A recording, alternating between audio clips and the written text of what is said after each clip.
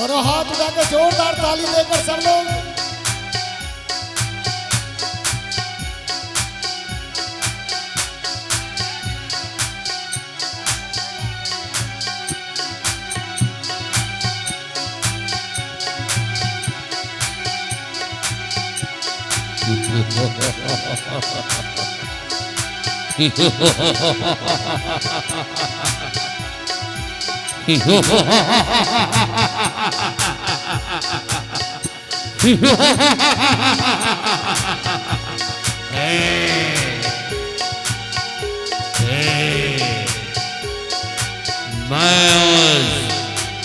महादेव को कैलाश उठाकर ही ले जाऊंगा।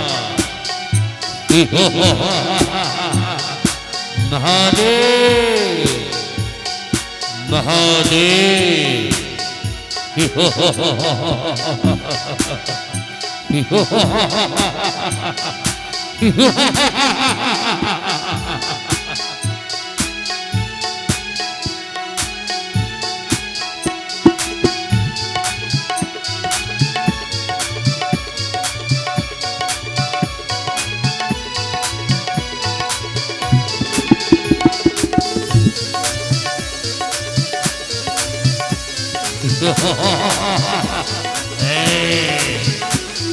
बैठ के कोई उठे बैठ के बैठ जाए दो लोग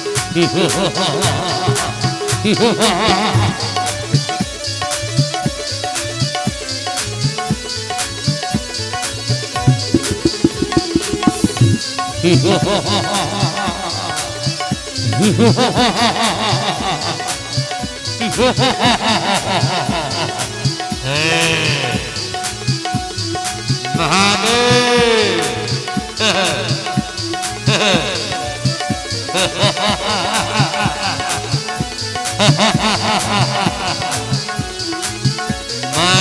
दोनों हाथ उठा के जोरदार ताली से सब लोग महादेव को कैलाश सहित ले जाऊंगा।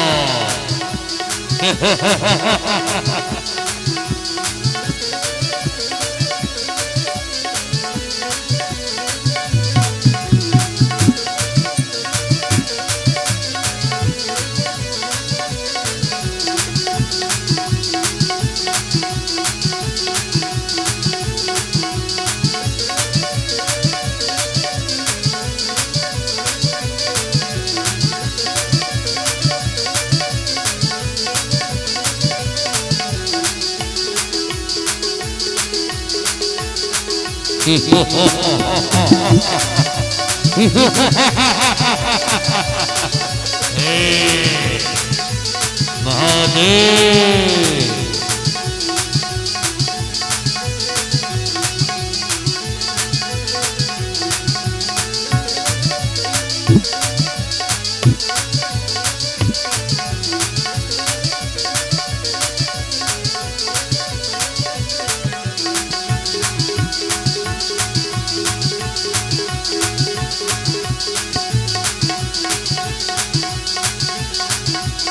दोनों हाथ उठा के जोरदार ताली से सब लोग बोलो शंकर भगवान की।